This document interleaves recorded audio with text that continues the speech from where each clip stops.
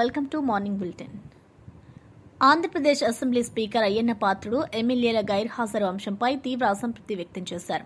భద్రతా ఉద్యోగులు, చిరుద్యోగులు సైతం నో వర్క్ నో పే విధానాన్ని అనుసరిస్తున్నారని, ఉద్యోగాలకు రాని సిబ్బందిపై చర్యలు తీసుకుంటున్నారని గుర్తు చేశారు.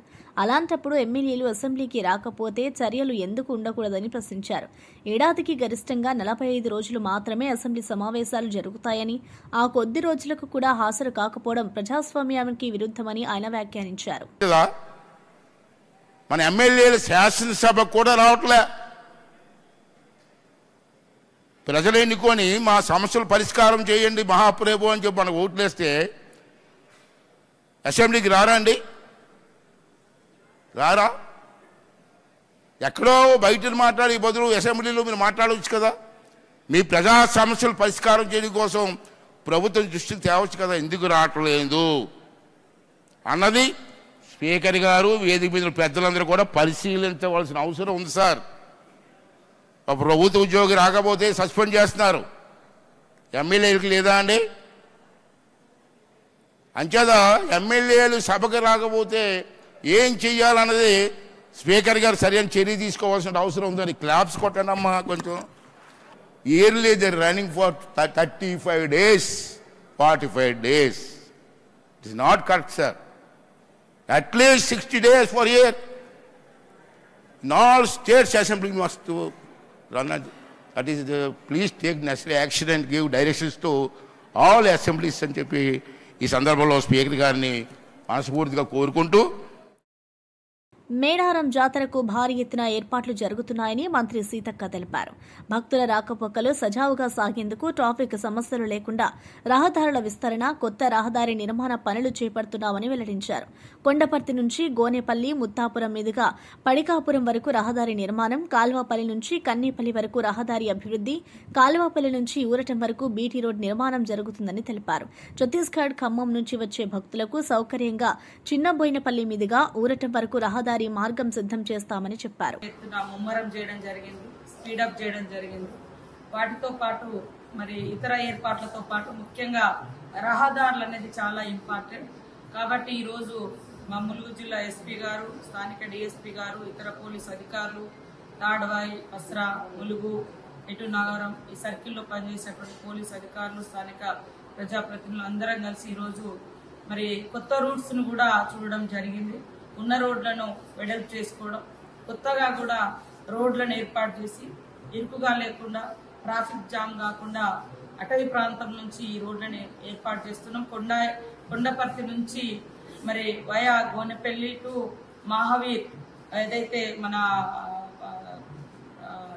ఆర్టీసీ ఉందో, ఆర్టీసీ బస్ లాగేటువంటి ప్లేస్ అక్కడి వరకు ఒక రూట్ ఇవ్వడం జరుగుతుంది. అదేవిధంగా ముత్తాపురం నుంచి గోనెపల్లి నుంచి పడిగాపురం వరకు కూడా మరి ఒక రూట్ ఇవ్వడం జరుగుతుంది. సో అదే కాకుండా కాలువపల్లి, బయకపేట ఆ సర్కిల్ ఏదైతే ఉందో, కాలువపల్లి బయకపేట రోడ్లు కలిసేటువంటి సర్కిల్, ముఖ్యంగా కాలువపల్లి నుంచి సైడ్కు కన్నెపల్లి నుంచి వచ్చేటువంటి దారిని కూడా ఈసారి డెవలప్ చేస్తా ఉన్నాం. అదే కాకుండా కాలువపల్లి నుంచి ఊరట్టం వరకు వచ్చేటువంటి దారిని కూడా ఈసారి బీటీతో మరి సంపూర్ణంగా కంప్లీట్ చేయడం జరుగుతుంది. అదే కాకుండా పెద్ద ఎత్తున పబ్లిక్ కూడా ఎక్కువ ఎండలో పొలాల వైపు ఉండే పరిస్థితి రాకుండా చాలా వరకు చెట్ల కిందికి డైవర్షన్ చేస్తా ఉన్నాం. ఈసారి రోడ్లు కూడా ఎక్కువ అటవీ ప్రాంతంలో వాళ్ళు కూడా పబ్లిక్ ఎక్కువ ఇంట్రెస్ట్ చూపుతా ఉంటారు. భక్తులు కూడా చెట్ల కింద సేద తీరాలి, చెట్ల దగ్గర ఉండాలని. సో అడవిదారులను కూడా ఈసారి డెవలప్ చేసుకొని మరి వచ్చేటువంటి భక్తులకు ఎలాంటి ఇబ్బందులు కలగకుండా, ట్రాఫిక్ జామ్ కాకుండా భక్తులందరూ కూడా దగ్గర దాకా వచ్చే విధంగా. అదే కాకుండా ఇక్కడ మనకు చిలకల గుట్ట ఉంటే మధ్యలో సమ్మక్క సారలమ్మ గుడి ఉంది, వెనుక సైడ్ మన ఇంగ్లీష్ మీడియం స్కూల్, అటు నుంచి వస్తే ఎల్బాక నుంచి వచ్చేది ఆ రెడ్డిగూడెం పక్కన ఒక గుట్ట ప్లేస్ కూడా ఉంది 29-30 ఎకరాలలో. ఈసారి దానికి కూడా ఆ గుట్ట ప్లేస్ కూడా దారులు ఇచ్చి భక్తులందరూ కూడా అక్కడ కూడా సేద తీరే విధంగా, ఇటు మరి చిన్నబోయినపల్లి నుంచి ఎటు నాగారం నుంచి వచ్చేటువంటి భక్తులు కానీ, ఛత్తీస్గఢ్ కానీ, ఖమ్మం కానీ రెగ్యులర్గా మన చిన్నబోయినపల్లి నుంచి కొండాయి నుంచి ఊరట్టం దాకా వస్తుంటారు. ఈసారి బ్రిడ్జి కూడా ముఖ్యమంత్రి గారు యుద్ధ ప్రాతిపదికన 16.5 కోట్లతోటి ఇవ్వడం జరిగింది. జంపన్న వాగు ఏదైతే కొండాయి దగ్గర ఉందో ఆ వాగు బ్రిడ్జ్ కూడా కంప్లీట్ చేసుకొని ఎక్కువ మంది భక్తులను కూడా ఆటో డైవర్షన్ చేసి అట్నుంచి కూడా ఎక్కడికక్కడ పార్కింగ్ ప్లేస్లు ఎక్కువ అటవీ ప్రాంతంలో కొంచెం పబ్లిక్ ఇష్టపడేటువంటి ప్రాంతాలలో పబ్లిక్ వెహికల్స్ భక్తుల వెహికల్స్ వచ్చి ఆగే ప్రాంతంలోనే సేద తీరే విధంగా వాళ్ళు ఉండి మొక్కులు చెల్లించుకునే విధంగా కూడా ఈసారి చేస్తా ఉన్నాం. మేమందరం కూడా ఇప్పటిదాకా ఆ ప్లేస్లన్నీ కూడా విజిట్ చేయడం జరిగింది. ఆఫ్టర్ దసరా రోడ్స్ అన్ని కూడా డెవలప్ చేస్తాం. కొంత మట్టి రోడ్లు చేస్తాం, కొంత బీటీ కూడా వైండింగ్ కూడా మరి జంపన్న వాగు నుంచి ఇటు ఆర్టీసీ బస్ దాకా ఉంది. దాంతో భక్తులు కూడా తప్పిపోకుండా రోడ్లో అందరూ వచ్చేవాళ్ళు పోయేవాళ్ళు ఆ తాకిల్లో పిల్లలు కానీ పెద్దలు కానీ ఇబ్బంది పడతా ఉన్నారు. మరి డివైడర్ కూడా పెట్టి చేయడంతో వచ్చేవాళ్ళు వచ్చి మొక్కుకొని పోతుంటారు. మొక్కిన వాళ్ళు సమ్మక్కని మొక్కు సార్లమ్మని మొక్కిన వాళ్ళు ఇళ్లకి వెళ్ళిపోయారు. అలంపూర్ మాజీ MLA doctor Sampath Kumar BRS నాయకుడు కేటీఆర్ పై తీవ్ర వ్యాఖ్యలు చేశారు. ఇటీవల కేటీఆర్ నిర్వహించిన సభ అట్టర్ ఫ్లాప్ అయిందని ఎద్దేవా చేశారు. ప్రజా సమస్యలపై కేటీఆర్ కు అసలు అవగాహన లేదని అన్నారు. దళితులు బీసీల గురించి మాట్లాడే నైతికత ఆయనకు లేదని విమర్శించారు. రాష్ట్రానికి పెద్ద యువరాజులాగా కొనసాగినా కూడా మినిమం అవగాహన లేకుండా రాష్ట్ర పరిస్థితిని ఆ రకంగా అవహేళన చేస్తూ మాట్లాడొచ్చారు. ఎవరి కారణం? మొత్తం ఆర్థిక వ్యవస్థ చిన్నాభిన్నం చేసి చెరబట్టేసి కల్వకుట్ల కుటుంబ ఆస్తులు పెరిగినాయి, రాష్ట్ర ఖజానా దివాళీ తీసి అప్పుల పాలయ్యాయి. మీరు దాని కారణం ఏం మాటలు మాట్లాడుతున్నాం? దాంతోపాటు పెద్ద ధర్మాల ఇతర ఫ్యాక్టరీ నీ పక్కన వాళ్ళన్నా చెప్పాలి, లేదంటే తెలుసుకోవాలి. వాళ్ళకంటే అవగాహన లేదు. మా అలంపూర్ నాయకులు ఎట్ట ఉండే బ్రోకర్లు జోకర్లు కమిషన్ కొరకు పైసలు ఇవ్వకపోతే ఆ పోరాటం స్టార్ట్ చేసింది. కానీ నీకన్నా గుర్తుండాలి, స్వతహాగా నీ సంతకంలో 9 పర్మిషన్లు వచ్చిన ఆ కంపెనీకి ఎవరిచ్చిన పర్మిషన్లు? కేటీఆర్ ఇచ్చిండు పరిశ్రమల శాఖ మంత్రిగా, కేటీఆర్ ఇచ్చిండు సంబంధిత శాఖ మంత్రిగా, మీ నాయన కేసీఆర్ ఇచ్చిండు ఇరిగేషన్ వాటర్ క్లియరెన్స్. మొత్తం 9 పర్మిషన్లకు 9 కూడా టీఆర్ఎస్ ప్రభుత్వంలో బీజేపీ ప్రభుత్వంలో నీ స్వతహాగా నీ సంతకంతో వచ్చిన పర్మిషన్లను డౌన్ టేక్ క్యాన్సర్. What nonsense your talking? దళితుల గురించి బీసీల గురించి, దళితులు బీసీలు తిరగబడుతున్నారు తెలిసి నీవు మాట్లాడతావా? తెలంగాణ రాష్ట్రంలో దళితుల గురించి బీసీల గురించి మాట్లాడారా? కోల్పోయేది కనుక అధికారానికి దూరం అయితే గుర్తుపెట్టుకోండి. దాంతోపాటు గ్రూప్ 1 అమ్ముకున్నారు. ఒక్క ఉదాహరణ సాక్ష్యాలతో బయట పెడితే మా ముఖ్యమంత్రి గారు లేదు కానీ ఏమిటికైనా సిద్ధం. గురజాల ఎమ్మెల్యే ఎరపతినేని శ్రీనివాసరావు వైసీపీ నేతలపై విమర్శలు గుప్పించారు. కూటమి ప్రభుత్వం ఎన్నో అభివృద్ది కార్యక్రమాలు చేపడుతున్నా ప్రతిపక్ష వైసీపీ నేతలు అసత్య ప్రచారాలు చేస్తూ ప్రజలను రెచ్చగొడుతున్నారని అన్నారు. ప్రజలను తప్పుదారి పట్టించే ప్రయత్నం చేస్తున్న వైసీపీ నాయకులకు నరాల బలహీనత వ్యాధి ఉన్నట్లు కనిపిస్తుందని వ్యంగ్యంగా వ్యాఖ్యానించారు. ఇలాంటి వారికి ప్రత్యేకంగా మెడికల్ క్యాంపులు ఏర్పాటు చేసి చికిత్స చేయాలని సూచించారు. అలాంటి నరాల బలహీనతకు వైద్యం చేస్తే బాగుంటుందని చెప్పి కూడా పెద్ద పార్టీలకి నేను డాక్టర్లను సూచిస్తున్నాను. మంచి చెప్పాలి, చెడు చెప్పాలి. ఏమన్నా ఉంటే సవరణ చేసుకోవడానికి సలహా ఇవ్వాలి తప్పితే నోటికి ఏది పట్టేది మాట్లాడడం మంచిది కాదని చెప్పి వైద్యం నారాయణ హరి ఎవరు ఏ రంగంలో ఉన్నా, ఎంత పదవుల్లో ఉన్నా, ఎన్ని డబ్బులున్నా ఆరోగ్యం లేకపోతే దేనికి ఉపయోగం ఉండదు. సో ఈరోజు మన ప్రభుత్వం ముఖ్యమంత్రి చంద్రబాబు నాయుడు గారి అధ్యక్షతన మరి వైద్య రంగానికి పెద్దపీట వేస్తూ ఉన్నారు. ఈ సంవత్సరంలో మనం చూస్తే పేద ప్రజల ఆరోగ్యానికి ముఖ్యమంత్రి సహాయ నిధి నుంచి, సీఎం రిలీఫ్ ఫండ్ నుంచి ఇప్పటికే 5 కోట్ల రూపాయలు మన నియోజకవర్గానికి శాంక్షన్ చేశారు. ఫిషరీస్ కార్పొరేషన్ చైర్మన్ మెట్టు సాయి కుమార్ బీఆర్ఎస్ నాయకుడు కేటీఆర్ పై తీవ్ర వ్యాఖ్యలు చేశారు. సిరిసిల్లలో కేటీఆర్ చిత్తుగా ఓడిపోవడం ఖాయమని అన్నారు. తలకిందులుగా తపస్సు చేసినా కూడా కేటీఆర్ సీఎం రేవంత్ రెడ్డి కాలి గోటికి కూడా సరిపోరని వ్యాఖ్యానించారు. గత 10 ఏళ్లుగా అధికారంలో ఉండి బీసీలు, దళితులు, తెలంగాణ ఉద్యమకారులను కేటీఆర్ అవమానించారని ఆరోపించారు. చిల్లర పలుకురు, చిల్లర మాట్లాడే మీరు గత 10 ఏళ్ళు అధికారంలో ఉండి బీసీలను అవమానపరిచిర్రు, దళితులను అవమానపరిచిర్రు, ఉద్యమకారులను అవమానపరిచిర్రు, ప్రజాస్వామ్యాలను అవమానపరిచిర్రు. ఆ విషయాన్ని చెప్పండి. కల్వకుంట్ల కుటుంబం, బీఆర్ఎస్ పార్టీ దయ్యాలు వేదాలు వల్లించే విధంగా మాట్లాడుతుంది. తెలంగాణ ప్రజానీకం బీఆర్ఎస్ పార్టీని కల్వకుంట్ల కుటుంబాన్ని తెలంగాణ నుంచి బహిష్కరించింది. దాని నిదర్శనమే 2023 అసెంబ్లీ ఎన్నికలు, 2024 పార్లమెంట్ ఎన్నికలు. లబోదీపో మాట్లాడి చిల్లర పలుకులు పలికే, చిల్లర విషయాలు మాట్లాడే కల్వకుంట్ల తారక రామారావు గారు, మీరు ఇప్పుడు ఎమ్మెల్యేగా ఉన్నారు. వచ్చే ఎన్నికల్లో ఆ ఎమ్మెల్యే పదవి కూడా ఊడబోతుంది. సిరిసిల్ల నుంచి మిమ్మల్ని తెలంగాణ ప్రజానీకం, మీ నియోజకవర్గ ప్రజలు సిరిసిల్ల నుంచి మిమ్మల్ని చిత్తుగా ఓడించబోతున్నారు. వచ్చే ఎన్నికల్లో కల్వకుంట్ల తారక రామారావు గారు రాజకీయ సన్యాసం తీసుకోవాల్సిన సమయం ఆసన్నమైంది. రేవంత్ రెడ్డి గారి గురించి పల్లెత్తు మాట మాట్లాడినా, కాంగ్రెస్ పార్టీ గురించి పల్లెత్తు మాట మాట్లాడినా తెలంగాణ ప్రజానికం మిమ్మల్ని తరిమి కొట్టే సమయం ఆసన్నమైంది. చిల్లర పలుకులు పలికే కల్వకుంట్ల తారక రామారావు గారు, మీకు పదే చెప్తున్నాం, రేవంత్ రెడ్డి గారి కాలి కోటికి కూడా మీరు సరిపోరు. బీజేపీ జాతీయ అధ్యక్షుడు జేపీ నడ్డా వైసీపీ పాలనపై తీవ్ర విమర్శలు చేశారు. వైసీపీ హయాంలో రాష్ట్రంలో అవినీతి రాజ్యమేలిందని ఆరోపించారు. అసమర్థమైన, అస్తవ్యస్తమైన ఆ ప్రభుత్వాన్ని కూలతోసి మోదీ నేతృత్వంలోని కూటమి ప్రభుత్వం అధికారంలోకి వచ్చిందని గుర్తు చేశారు. ప్రస్తుతం కూటమి పాలనలో ఆంధ్రప్రదేశ్ అభివృద్ధి పథంలో దూసుకుపోతుందని అన్నారు.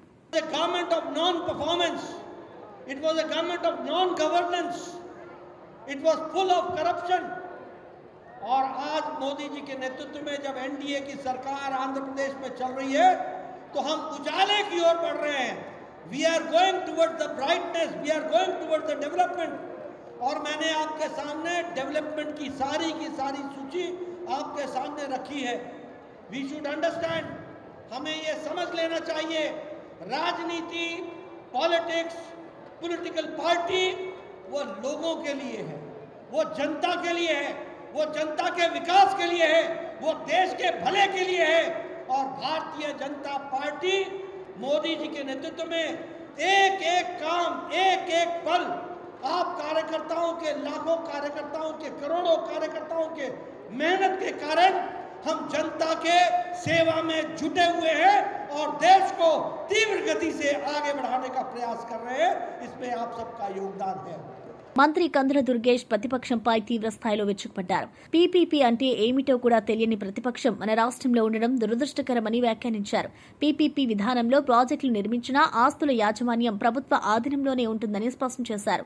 ఏడాదికి 7 కోట్ల ఆదాయం వచ్చే రిషికొండ రిసార్ట్స్ ను కూల్చేసి వ్యక్తిగత ప్రయోజనాల కోసం ప్యాలెస్ కట్టుకున్నారని విమర్శించారు. పర్యాటక మంత్రిగా పనిచేసిన రోజా ఒక్క ప్రాజెక్టైనా తెచ్చారా అని ప్రశ్నించారు. ప్రైవేట్ పార్ట్నర్షిప్ అంటే పబ్లిక్ అంటే గవర్నమెంట్, ప్రైవేట్ అంటే ప్రైవేట్ పార్ట్నర్స్. వాళ్ళు పబ్లిక్ ప్రైవేట్ పార్ట్నర్షిప్తో చేసేటువంటి కార్యక్రమాల్ని ప్రైవేట్ రంగం అనేటువంటి మాట చెప్పేటువంటి మనకి దుస్థితి ఇవాళ ప్రతిపక్ష నాయకుల వల్ల కలుగుతూ ఉంది. ప్రతిపక్షంలో ఉన్నటువంటి ఆ మాజీ ముఖ్యమంత్రి గారి దగ్గర నుంచి పర్యాటక మంత్రిగా చేసినటువంటి వారి వరకు కూడా అందరికీ పీపీపీ అంటే తెలియనటువంటి పరిస్థితి వచ్చింది. ఎందుకంటే వాళ్ళు ఏ రోజును కూడా పీపీపీ ద్వారా రాష్ట్రాన్ని అభివృద్ధి చేయాలని ఆలోచన చేయలేదు. ఇవాళ మనం ఏం చెప్తున్నాం అంటే పబ్లిక్ ప్రైవేట్ పార్ట్నర్షిప్ అన్నప్పుడు పూర్తి దాని మీద అజమాయిషీ కానీ, దాని మీద ఉన్నటువంటి కంట్రోల్ కానీ ప్రభుత్వం దగ్గరే ఉంటుంది. దానికి సంబంధించి పెట్టుబడి పెట్టేటువంటి వాళ్ళు ప్రైవేట్ వ్యక్తులు వస్తారు. వాళ్ళ మీద కంట్రోల్ మనమే పెట్టుకుని ఆ ప్రాజెక్టు బాగా జరగడానికి వీలుగా పీపీపీ మోడ్ అనేటువంటిది మనం చేస్తూ ఉన్నాం. ఇది అర్థం చేసుకోకుండా మెడికల్ కాలేజీ ప్రైవేటైజ్ చేసేస్తున్నారు, దానికి ఎవరో మాట్లాడడం లేదు. ఇలాంటి మాటలు మాట్లాడేటువంటి వాళ్ళకి అసలు పబ్లిక్ ప్రైవేట్ పార్ట్నర్షిప్ అంటే అర్థం తెలుసుకుని ముందు అప్పుడు మాట్లాడడం. ఋషికొండను చూశారు.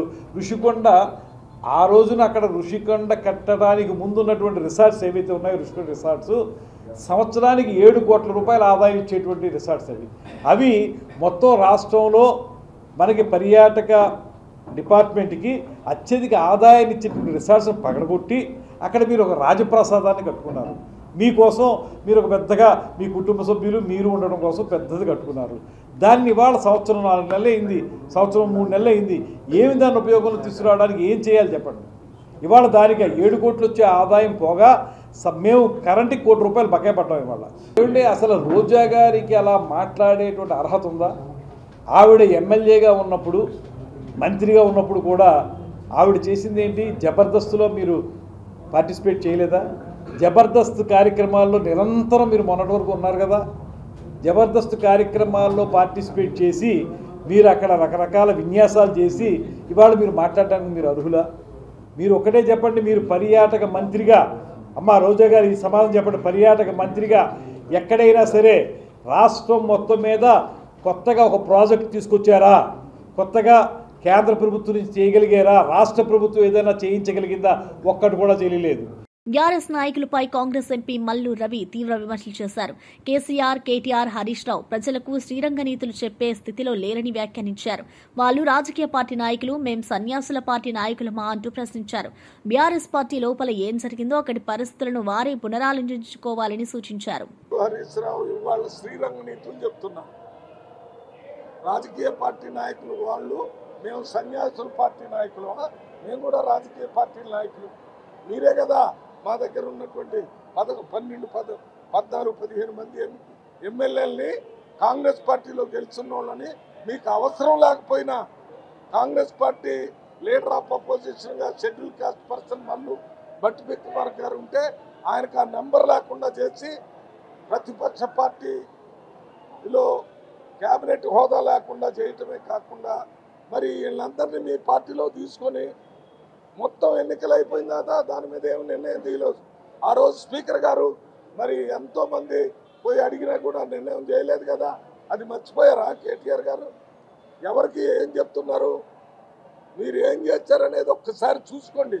మీరు అంతర్గతంగా మీ పార్టీలో మీ నాన్న కేసీఆర్ గారు, మీ బావ హరీష్ రావు గారు, మీ చెల్లె కవిత గారు అందరు కలిసి పార్టీలో కాంగ్రెస్ పార్టీని ఏం చేశారు, ఇతర పార్టీ వాళ్ళని ఏం చేశారు, ఇవాళ జరుగుతున్న దాన్ని.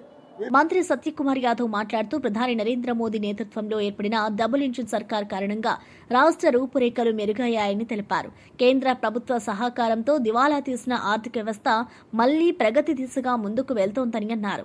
అలాంటి దార్శనిక నాయకత్వమే ప్రస్తుతం రాష్ట్రంలో ముఖ్యమంత్రి చంద్రబాబు, ఉప ముఖ్యమంత్రి పవన్ కళ్యాణ్ రూపంలో కనిపిస్తోందని పేర్కొన్నారు. ఈ కలయికతో ఆంధ్రప్రదేశ్ దేశంలోని మిగతా రాష్ట్రాలకు రోల్ మోడల్గా నిలిచే అవకాశం ఉందని సత్యకుమార్ విశ్వాసం వ్యక్తం చేశారు. దానికి ముందు 2014-15 సందర్భంగా ఈ దేశంలో ఉంటున్న అత్యంత ప్రతిష్టాత్మక సంస్థలు ఏవైనా విద్యా సంస్థలు అంటే ప్రతి ఒక్కటి కూడా ఆంధ్రప్రదేశ్కి వచ్చింది. ఐఐఎం కావచ్చు, ఐఐటి కావచ్చు, ఐఐటిడిఎం కావచ్చు, కల్నరీ ఇన్స్టిట్యూట్ కావచ్చు, లేదా Indian institute of technology management కావచ్చు, సిపెట్ కావచ్చు, petroleum institute of engineering technology కావచ్చు, లేకపోతే ఐఐఎఫ్టి కావచ్చు, లేకపోతే ఐఐటిడిఎం కావచ్చు, ఏ సెంట్రల్ యూనివర్సిటీ కావచ్చు, ట్రైబల్ యూనివర్సిటీ కావచ్చు, హార్టికల్చర్ యూనివర్సిటీ కావచ్చు, లేదా అగ్రికల్చర్ యూనివర్సిటీ కావచ్చు, ప్రతి యూనివర్సిటీ ప్రతి విద్యా సంస్థ కూడా ఆంధ్రప్రదేశ్కి వచ్చింది. అదేవిధంగా అది పోలవరానికి 29,000 కోట్ల నిధులు కావచ్చు, లేదా రాష్ట్ర రాజధాని నిర్మాణం కోసం గతంలో 2,500 కోట్లు, ఇవాళ 15,000 కోట్లు కలిపి 17,500 కోట్లు మాత్రమే కాకుండా ఆ రాజధాని చుట్టూ దాదాపు 65,000 కోట్ల అభివృద్ధి కార్యక్రమాలకు శ్రీకారం చుట్టం కావచ్చు, అమరావతి నుంచి బెంగళూరు దాకా ఎక్స్ప్రెస్ వే నిర్మాణం కావచ్చు, ఇవాళ అమరావతి చుట్టూ 190 కిలోమీటర్ల 23,000 కోట్లతో ఔటర్ రింగ్ రోడ్డు నిర్మాణం కావచ్చు, ఆర్థిక చోదక శక్తిగా కేంద్ర ప్రభుత్వం అందిస్తున్న సహకారంతో ఇవాళ దివాలా తీసిన ఆర్థిక వ్యవస్థగా పేరున్న ఆంధ్రప్రదేశ్ మళ్ళీ ఆర్థిక ప్రగతి దిశగా ఈ దేశం ముందు మిగతా రాష్ట్రాలకు రోల్ మోడల్ గా ఏర్పడే అవకాశం కూడా ఉంది. ఇవాళ ఒక దార్శనిక నాయకత్వం మన కేంద్రంలో ఉంది. ఇవాళ అదేవిధంగా ఒక దార్శనిక నాయకత్వం ఇవాళ రాష్ట్రంలో చంద్రబాబు నాయుడు గారి రూపంలో, పవన్ కళ్యాణ్ గారి రూపంలో ఉంది. దానికి భారతీయ జనతా పార్టీ నాయకత్వం కూడా సంపూర్ణ సహకారం. పల్నాడు జిల్లా దాచేపల్లిలో జరిగిన సభలో నరసరావుపేట ఎంపీ కృష్ణదేవరాయలు మాట్లాడుతూ రాష్ట్రంలో మెడికల్ కాలేజీల నిర్మాణంపై గత ప్రభుత్వం పూర్తి నిర్లక్ష్యం వహించిందని విమర్శించారు. ఒక్క రూపాయి కూడా ఖర్చు పెట్టలేదని ఆరోపించారు. రాష్ట్రానికి కేంద్ర ప్రభుత్వం 3 మెడికల్ కాలేజీలకే నిధులు విడుదల చేసిందని, వాటిలో పిడుగురాళ్ల మెడికల్ కాలేజ్కు 300 కోట్లు మంజూరు చేసినా ఇప్పటి వరకు 250 కోట్లు మాత్రమే ఖర్చు చేశారని తెలిపారు. త్వరలోనే ముఖ్యమంత్రితో మాట్లాడి కాలేజ్, ఆసుపత్రి నిర్మాణ పనులను పూర్తి చేస్తామని హామీ ఇచ్చారు. ఆ రెండింటి గురించి నేను మాట్లాడలేను. దాని గురించి నా దగ్గర నెంబర్స్ లేవు, ఎంత ఖర్చు చేశారు, ఎంత బడ్జెట్ వేశారు. కానీ దీని గురించి నాకు తెలుసు పూర్తిగా. ఎందుకంటే మొదటి నుంచి కూడా కేంద్ర ప్రభుత్వం దగ్గర నుంచి వచ్చే దగ్గర నుంచి కూడా నాకు పూర్తి అవగాహన ఉంది. కాబట్టి దీనికి సంబంధించి ఆ రోజు ఇచ్చిన బడ్జెట్ 500 కోట్ల దాకా ఇవ్వడం జరిగింది మెడికల్ కాలేజ్ పూర్తి అవ్వాలి అంటే. దాంట్లో కేంద్ర ప్రభుత్వం ముందుకు వచ్చి చెప్పింది ఏంటంటే మేము 60% మేము ఖర్చు పెడతాము, 40% రాష్ట్ర ప్రభుత్వం వైపు నుంచి ఖర్చు పెట్టండి అన్నారు. 500 కోట్లతో 60% అంటే ఎంత? 300 కోట్లు, అవునా? అంతే కదా. మరి 300 కోట్లు 500 కోట్లు. మరి రాష్ట్ర ప్రభుత్వం ఖర్చు పెట్టాల్సిందంత 200 కోట్లు. అవునా? దీని మీద ఇప్పటిదాకా ఎంత ఖర్చు పెట్టారు? 300 కోట్లు కేంద్ర ప్రభుత్వం, 200 కోట్లు రాష్ట్ర ప్రభుత్వం ఇస్తే ఎంత ఖర్చు పెట్టారు ఇప్పటిదాకా? ఇప్పటిదాకా ఖర్చు పెట్టింది కేవలం కేంద్ర ప్రభుత్వం ఇచ్చిన 300 కోట్లలో 250 కోట్లు కేంద్ర ప్రభుత్వం ఇస్తే అది మాత్రం ఖర్చు పెట్టారంటే ఇప్పటిదాకా.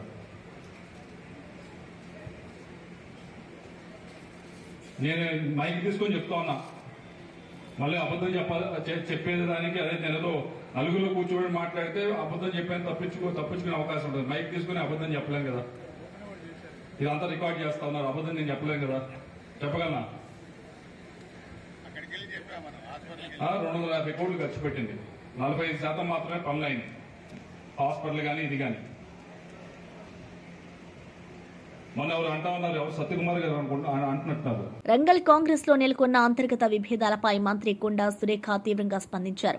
ఎమ్మెల్యే నాయని రాజేందర్ రెడ్డి వైఖరిపై ఆగ్రహం వ్యక్తం చేస్తూ నా అడ్డాలో నీ పెత్తనమేంది అంటూ ఘాటుగా ప్రశ్నించారు. పార్టీ లోపల తనకు వ్యతిరేకంగా పనిచేయడం సహించబోరని స్పష్టం చేశారు. స్థానిక కార్యకలాపాలు పార్టీ బలపరిచే పనుల్లో అడ్డు తగలడం తగదని హెచ్చరించారు. అది ఇప్పుడు చైర్మన్ది కూడా కాదు, మెంబర్లిద్దరు ఎవరినో ఒకరిని వేసాం. వాళ్ళు కూడా పెద్ద మాకు మా వాళ్ళు నా వాళ్ళు అనేది కూడా ఏం లేదు.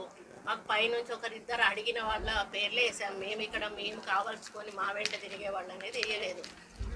ఇంకా ఆ మాత్రం ఒక గుడిలో కూడా నాకు ఒక ఇద్దరి ధర్మకర్తలను కూడా సొంతంగా వేసుకునేటువంటి అధికారం లేదు అని చెప్పడం చాలా బాధ. ఆయన నాకంటే చిన్నోడు, నాకంటే ముందు నుంచి కూడా ఎమ్మెల్యే కావాలనుకున్నాడు. పాపం నా తర్వాత అయ్యిండు, ఏదో అదృష్టం కొద్ది అయ్యిండు. నేను ఆయనని ఏమీ అనదలుచుకోలేదు. ఎందుకు అనంటే ఆయన విఘ్నతకే వదిలేస్తాను, అందుకంటే నేను ఎక్కువ అది చాలా రోజులుగా పెండింగ్ ఉంది. వాళ్ళు పేర్లు ఇవ్వరు, అది కంప్లీట్ చేయలేదు. అది ఇప్పుడు చైర్మన్ది కూడా కాదు, మెంబర్లిద్దరు ఎవరినో ఒకరిని వేసాం. వాళ్ళు కూడా పెద్ద మాకు మా వాళ్ళు నా వాళ్ళు అనేది కూడా ఏం లేదు. మాకు పైనుంచి ఒకరిద్దరు అడిగిన వాళ్ళ పేర్లే వేసాం. మేము కావాల్సుకొని మా వెంట తిరిగే వాళ్ళు అనేది వేయలేదు. ఇంకా ఆ మాత్రం ఒక గుడిలో కూడా నాకు ఒక ఇద్దరి ధర్మకర్తలను కూడా సొంతంగా వేసుకునేటువంటి అధికారం లేదు అని చెప్పడం చాలా బాధ. ఆయన నాకంటే చిన్నోడు, నాకంటే ముందు నుంచి కూడా ఎమ్మెల్యే కావాలనుకున్నాడు. పాపం నా తర్వాత అయ్యిండు, ఏదో అదృష్టం కొద్ది అయ్యిండు. నేను ఆయనని ఏమీ అనదలుచుకోలేదు. ఎందుకు అనంటే ఆయన విఘ్నతకే వదిలేస్తాను, అందుకంటే నేను ఎక్కువ. కాకినాడ జిల్లా పిఠాపురం నియోజకవర్గంలోని చందుర్తి గ్రామంలో తెల్లవారుజామున పోలీసులు ఆకస్మిక తనిఖీలు చేపట్టారు. ఎస్పీ ఆదేశాల మేరకు గ్రామంలో రికార్డులు సరిగా లేని ద్విచక్ర వాహనాలను గుర్తించి స్వాధీనం చేసుకున్నారు. అదేవిధంగా మాదక ద్రవ్యాల వినియోగం, అక్రమ రవాణా, అసాంఘిక కార్యకలాపాలను అరికట్టేందుకు ప్రత్యేక దృష్టి సారించారు. ఈ సందర్భంగా గ్రామ ప్రజలకు అవగాహన కల్పిస్తూ యువత మాదక ద్రవ్యాలకు దూరంగా ఉండాలని, ఎటువంటి అనుమానాస్పద వ్యక్తులు లేదా కార్యకలాపాలు గమనించినా వెంటనే పోలీసులకు సమాచారం అందించాలని సూచించారు. తోటి కార్డినల్ చర్చ్ అనేటువంటి ఆపరేషన్ చేయడం జరిగింది. అలాగే సర్కిల్లో ఉన్నటువంటి పోలీస్ స్టేషన్ లిమిట్స్ లో ఉన్నటువంటి సిబ్బంది అలాగే ఎస్ఐస్ కూడా పొద్దుటే రావటం, వచ్చిన తర్వాత ఊళ్ళో ఉన్నటువంటి చందుర్తి గ్రామంలో ఉన్నటువంటి ప్రతి హౌస్ని కూడా చెక్ చేయటం జరిగింది. చెక్ చేసిన తర్వాత చెక్ చేసినటువంటి ఏరియాలోని ఏదైతే ప్రధాన ఉద్దేశం ఏదైనా ఐడి లిక్కర్ ఉంటుందా, తర్వాత ఏదైనా అన్నోన్ వెహికల్స్ ఏమన్నా ఉన్నాయనేటువంటిది కూడా చెక్ చేసి ఇల్లీగల్ థింగ్స్ సంబంధించినటువంటి ఏమన్నా గాంజా ఇలాంటివి కూడా ఉన్నాయనేటువంటిది క్షుణ్ణంగా పరిశీలించడం జరిగింది.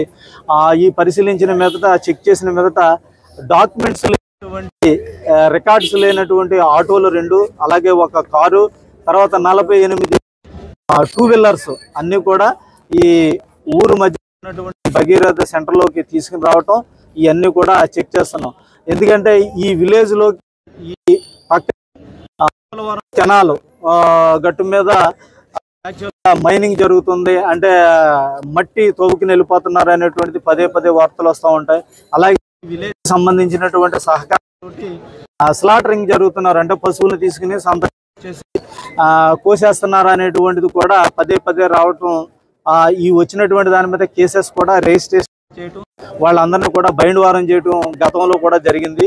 ఆ ఉద్దేశంతో ఈ కార్డినల్ చర్చ్ అనేటువంటి ఆపరేషన్ నిర్వహించి ఆ పాత నేరస్తులు అయితే ఎవరైతే ఉన్నారో, అలాగే చెడి నడక నడిచేటువంటి సీటు హోల్డర్స్ అందరినీ కూడా ఈ విలేజ్లోకి తీసుకుని వచ్చి వాళ్ళకి కౌన్సిలింగ్ చేయటం, అలాగే ప్రజలకి ఏదైతే జరగకూడనటువంటి విలేజ్లో జరగకూడదనేటువంటిది తెలియజేయడం జరిగింది. మిలాద్ ఉన్ నబీ సందర్భంగా ట్రాఫిక్ సమస్యలు సృష్టిస్తూ న్యూసెన్స్ చేసే వారిపై కఠిన చర్యలు తీసుకోవాలని BJP MLA Raja Singh demand చేశారు. ఈ సందర్భంగా మాట్లాడుతూ రహదారులపై అవరోధాలు సృష్టించి ప్రజలకు ఇబ్బంది కలిగిస్తే అలాంటి వారిని వెంటనే అరెస్ట్ చేయాలని పోలీసులను కోరారు. గతంలో తాము తీరంగ యాత్ర నిర్వహించగా తమపై 4 పోలీస్ స్టేషన్లో కేసులు నమోదు చేసిన విషయాన్ని గుర్తు చేశారు.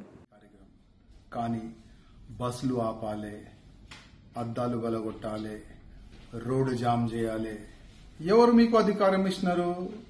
గతంలో 15 జనవరికి మేము తిరంగా యాత్ర చేస్తే మా పైన 4 పోలీస్ స్టేషన్లో నా నియోజకవర్గంలోనే నా పైన కేసులు బుక్ చేసినారు. ఇప్పుడు ఎంతమంది పైన బుక్ చేస్తారు కేసులు ఇవాళ చూస్తాం. ఎక్కడ చూస్తే అక్కడ మొత్తం న్యూసెన్స్ చేస్తున్నారు, రోడ్ జామ్ చేస్తున్నారు. అసలు పోలీస్ అధికారులు ఏం చేస్తున్నారు అడుగుతున్నాం. ఏం చేస్తున్నారు? అసలు పోలీసు మా అధికారులకి, మా పెద్దోళ్ళకి వీళ్ళు రోడ్ జామ్ చేస్తున్నారు ఆ తమాషా కనబడతలేదా? ఆ న్యూసెన్స్ కనబడతలేదా? నేను మా పోలీస్ అధికారులకి నా ఒక నివేదిక, ఎవరెవరు జనాలకి ఇబ్బంది పెడుతున్నారు, వేరే వేరే స్లోగన్ పెడుతున్నారు, ఎవరు బస్ అద్దాలు పాల్గొడుతున్నారు, ఎవరు హిందువులకి టార్గెట్ చేస్తున్నారు, అందరిపైన ఎఫ్ఐఆర్ కావాలి, అరెస్ట్ కావాలని నేను పోలీస్ అధికారులకి రిక్వెస్ట్ చేస్తున్నాను. ఆంధ్రప్రదేశ్ అసెంబ్లీ స్పీకర్ అయ్యన్న పాత్రుడు ఎమ్మెల్యేల గైర్హాజరు అంశంపై తీవ్ర అసంతృప్తి వ్యక్తం చేశారు. భద్రతా ఉద్యోగులు, చిరుద్యోగులు సైతం నో వర్క్ నో పే విధానాన్ని అనుసరిస్తున్నారని, ఉద్యోగాలకు రాని సిబ్బందిపై చర్యలు తీసుకుంటున్నారని గుర్తు చేశారు. అలాంటప్పుడు ఎమ్మెల్యేలు అసెంబ్లీకి రాకపోతే చర్యలు ఎందుకు ఉండకూడదని ప్రశ్నించారు. ఏడాదికి గరిష్టంగా 45 రోజులు మాత్రమే అసెంబ్లీ సమావేశాలు జరుగుతాయని, ఆ కొద్ది రోజులకు కూడా హాజరు కాకపోవడం ప్రజాస్వామ్యానికి విరుద్ధమని ఆయన వ్యాఖ్యానించారు. కానీ మీరు ఎమ్మెల్యేలకి అది వర్తించదా? మన ఎమ్మెల్యేలు శాసనసభ కూడా రావట్లే. ప్రజలు ఎన్నుకొని మా సమస్యలు పరిష్కారం చేయండి మహాప్రభు అని చెప్పి మనకు ఓట్లేస్తే అసెంబ్లీకి రారండి? రారా? ఎక్కడో బయట మాట్లాడే బదులు అసెంబ్లీలో మీరు మాట్లాడవచ్చు కదా. మీ ప్రజా సమస్యలు పరిష్కారం చేయడం కోసం ప్రభుత్వం దృష్టికి తేవచ్చు కదా, ఎందుకు రావట్లేదు అన్నది స్పీకర్ గారు, వేదిక మీద పెద్దలందరూ కూడా పరిశీలించవలసిన అవసరం ఉంది. సార్, ప్రభుత్వ ఉద్యోగి రాకపోతే సస్పెండ్ చేస్తున్నారు, ఎమ్మెల్యేలకు లేదా అండి? అంచేత ఎమ్మెల్యేలు సభకు రాకపోతే ఏం చెయ్యాలన్నది స్పీకర్ గారు సరైన చర్య తీసుకోవాల్సిన అవసరం ఉందని క్లాప్స్ కొట్టండి అమ్మా కొంచెం. Yearly they are running for 35 days, 45 days. It is not correct, sir. At least 60 days for a year. In all states assembly must to run. That is please take necessary action and give directions to all assemblies అని చెప్పి ఈ సందర్భంలో speaker గారిని మనస్ఫూర్తిగా కోరుకుంటూ